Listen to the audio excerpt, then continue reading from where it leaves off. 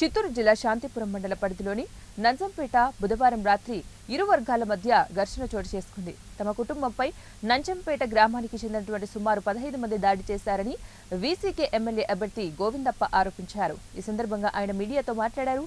తన తమ్ముడు కృష్ణమూర్తి బెంగళూరు నుంచి తమ గ్రామమైనటువంటి గుట్టూరుకు వెళ్తూ ఉండగా తమ కారుపై రాళ్లతో దాడి చేశారన్నారు.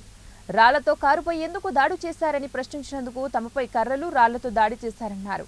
గతంలో 2 సార్లు దాడి చేశారని ఆరోపించారు.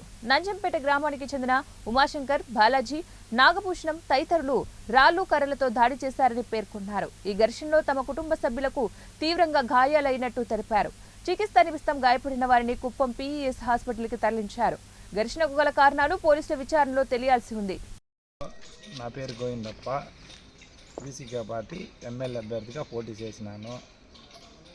వీసీకే పార్టీ ఎమ్మెల్యే అభ్యర్థిగా పోటీ చేసిన నందుకు మా పైన కుట్రపూర్తిగా మా తమ్ముని మా ఫ్యామిలీ పైన అగ్గర్కుల నంజంపేటకు చెందిన ఉమాశంకరు, బాలాజీ, నాగభూషణం వాళ్ళ కుటుంబ సభ్యులంతా నైట్ 12 గంటలకు మా పైన రాళ్లతో, కర్రలతో, కత్తులతో దాడి చేసి హాస్పిటల్ పాలు చేసినారు మా కుటుంబాన్ని అంతా.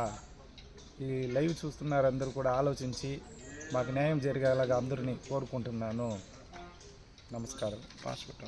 నెక్స్ట్ పోస్ట్ నుంచి కృష్ణమూర్తి మా తమ్ముడు రియల్ ఎస్టేట్ వ్యాపారం చేసుకొని బెంగళూరు ఇంకా వస్తుండగా దారిలో అడ్డగించి వెంబడించి దాడి చేసినారు.